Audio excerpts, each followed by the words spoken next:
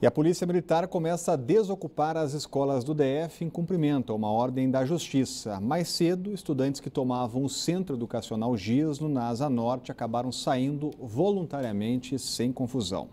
No Centro Educacional Gisno, a ocupação começou na semana passada. O colégio amanheceu com as aulas suspensas e o portão fechado. Lá dentro, permanecia apenas uma parte dos manifestantes. Esses estudantes que estão aqui fora também fazem parte do movimento. Eles foram impedidos pela Polícia Militar de entrar no colégio. Então, decidiram passar a noite aqui mesmo no estacionamento. Nesta quinta-feira, os manifestantes não quiseram gravar entrevista. Eles esperavam a ordem judicial de desocupação para decidir os rumos do protesto. Depois de bastante resistência, os estudantes decidiram desocupar essa escola. Mas a desocupação só foi possível depois de decisão judicial.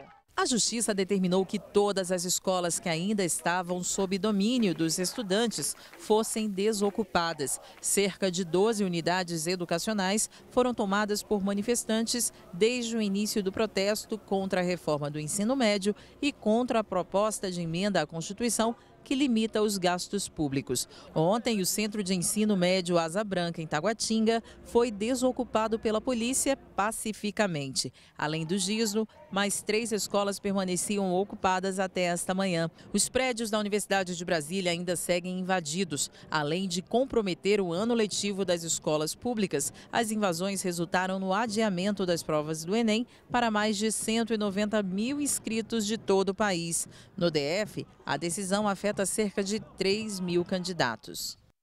Agora, 2 campi da UNB seguem ocupados, mas a Polícia Militar não pode atuar em área federal. Agora faltam 3 escolas públicas, o Elefante Branco, na Asa Sul, uma em Planaltina e outra no Gama, ocupada na noite de ontem. A polícia segue com a desocupação até amanhã e a grande preocupação, é claro, agora é com o Enem. Pois é, Rodrigo, o que a gente verifica é que o estrago já está feito, né? Ainda que essa escola tenha sido desocupada hoje, e mesmo que até sábado as outras escolas, 3 escolas ainda invadidas, venham a ser desocupadas, os alunos já estão prejudicados. São 3 mil alunos prejudicados. O que espanta é que nós verificamos assim uma crescente tolerância com a ilegalidade. São grupos, na maior parte dos casos, são grupos de pessoas alheias à própria escola. Não são alunos da escola, são militantes de entidades secundaristas que são controladas há muitos anos, há décadas, por partidos políticos. Então, eles que se opõem ao governo estão promovendo esse tipo de invasão. E todo mundo faz de conta que é uma coisa de adolescentes, todo mundo faz de conta que é uma coisa de menino, o menino lá querendo participar da vida política do país. Não é um gesto, é uma atitude, uma manifestação meramente partidária. Tem até mandado judicial de reintegração de posse e até nisso as autoridades são claudicantes, as autoridades ficam acovardadas, cheios de medinhos, cheios de cuidados, até para cumprir medida judicial. Enquanto isso, pequenos grupos de poucas dezenas de pessoas prejudicam só aqui em Brasília 3 mil alunos e fica tudo por isso mesmo. Um procurador do Ministério Público Federal no Ceará pediu a suspensão do Enem no país inteiro. Ele justifica que realizar o exame em 2 datas diferentes pode prejudicar os candidatos que farão as provas no mês que vem.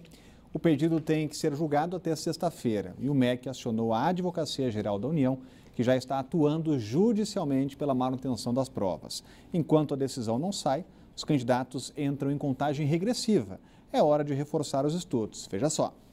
A prova do Enem está batendo na porta dessa galera e o que não pode agora é perder tempo. Afinal, mais de 8 milhões de inscritos querem aproveitar a oportunidade de entrar no ensino superior. Mas a Lívia, que está em uma preparação intensa, sabe que não é tão fácil.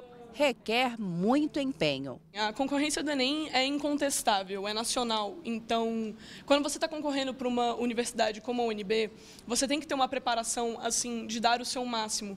para você poder conseguir entrar. A preparação desses estudantes não se limita às matérias dadas em sala de aula. A Ana Luísa, por exemplo, teve que separar o tempo para as matérias escolares e ainda para assuntos atuais. O principal é você manter os deveres em dia, sempre manter os estudos para as provas também. Só que você também acompanhar jornal, revista, todo esse tipo de coisa para você poder saber o que está acontecendo no mundo também. Além disso, saber fazer a prova é determinante para o candidato do Enem. O tempo corre contra os estudantes. Então, na preparação para o exame, administrar os minutos gastos com as questões é essencial. Tem questão que você vai bater o olho e já vai responder. Então, esse tipo de questão, os professores recomendam que a gente faça primeiro, justamente para salvar mais tempo, né? Economizar o tempo para poder resolver as outras questões que são mais demoradas. Esse professor ainda afirma que analisar as questões antes de começar a responder é ideal para saber distribuir o tempo. A recomendação é que ele dá uma folheada antes em toda a prova, passe, dá uma olhada geral, veja se não está faltando alguma questão, se algum gráfico está bem legível, se alguma tabela está faltando algum dado. É interessante que nesse momento também já saiba distinguir aquelas que são fáceis daquelas que são médias, aquelas que exigem cálculos muito trabalhosos. E claro, véspera de prova, recebe uma atenção especial. É interessante também que no dia da prova ele possa levar em embalagens plásticas transparentes a sua própria água, tem a fruta talvez, aí um chocolate que possa repor a energia, né, que ela vai ser consumida. Né? E no ano passado, um carro foi roubado a cada minuto no Brasil. O número chama atenção, mas o que assusta mesmo é saber que, por hora, 5 mulheres foram vítimas de estupro. O levantamento faz parte do 10º Anuário Brasileiro de Segurança Pública, divulgado hoje. A gente volta a falar ao vivo com a Renata Dourado, porque são números chocantes, né, Renata? Pois é, Rodrigo, os números de fato são assustadores. Foram registrados aí no ano passado mais de 45 mil casos de estupros, o que dá aí um estupro a cada 11 minutos ou 5 estupros a cada 1 hora. Realmente um número assustador. Ocorre que muitas mulheres, Rodrigo, de fato não fazem essa denúncia. Você tem uma ideia? De acordo com um levantamento internacional, 35% apenas dessas mulheres estupradas vão fazer o registro, vão denunciar. Só que tem um estudo do IPEA aqui no Brasil que revela que apenas 10% dessas mulheres vão até uma delegacia, vão denunciar esse criminoso. Então, se a gente olhar essa estimativa aí, em vez desse número, que é um registro oficial de 45 mil, esse número pode chegar, óbvio que é uma estimativa, a 450 mil casos de estupros. E isso em 2015, isso no ano passado. É realmente estarrecedor. E por que muitas vezes essas mulheres preferem ficar caladas? Por medo ou até mesmo por vergonha. Estudos revelam que esses agressores, esses criminosos, muitas vezes estão ali rondando essa mulher. São companheiros, ex-companheiros, são familiares, são pessoas ali do convívio, amigos de parentes. Então, muitas vezes essas mulheres preferem se calar, guardar essa dor dentro delas, né, e não fazer essa denúncia. Então, é claro que a primeira recomendação é enfrentar essa barreira, ir a uma delegacia da mulher, fazer essa denúncia, esse boletim de ocorrência, porque esse homem realmente ele não pode ficar impune. É uma marca que muitas vezes ela carrega para o resto da vida. E também ela fazer um tratamento psicológico, psiquiátrico, para tirar essa culpa dela, porque muitas vezes essas mulheres também se culpam e é óbvio que ela não tem a mínima culpa diante dessa situação. Então, a recomendação é exatamente essa: ir a uma delegacia da mulher, fazer esse registro, fazer essa ocorrência, e tem também aquele Disque 100, onde a mulher pode fazer também essa denúncia e ter mais esclarecimentos, né, orientações a respeito desse mal e desse dano. Rodrigo. Obrigado, Renata. Com dados realmente preocupantes, pesquisa que mostra também que o brasileiro acredita que bandido bom é bandido morto. Exatamente, Rodrigo. Olha, esse é o caso mais grave, eu tenho a impressão que é das mais graves constatações dessa pesquisa. A pesquisa mostra um brasileiro tão absolutamente cansado de violência, de criminalidade, um brasileiro tão desacreditado nas suas instituições, que é crescente o número de pessoas que acha que bandido bom é bandido morto. É bandido morto no sentido de que não é que os brasileiros defendam o assassinato ou a execução em massa dos bandidos, mas é preferível que ele não exista, porque existindo, os bandidos têm a favor de si todo um arcabouço jurídico condescendente com o crime, com os criminosos. Nós temos uma situação aqui no nosso país em que o crime de assassinato, por exemplo, gravíssimo, a condenação média de 18 anos, 18, 19 anos de prisão para um assassino.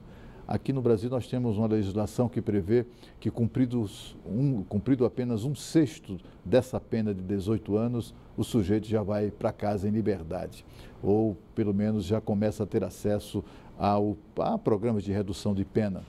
Ou seja, o sujeito que mata outra pessoa fica sujeito a uma pena em regime fechado de no máximo 3 anos, em média. Isso é muito grave e explica muito esse desencanto dos brasileiros, que é cada vez maior, com as suas próprias instituições.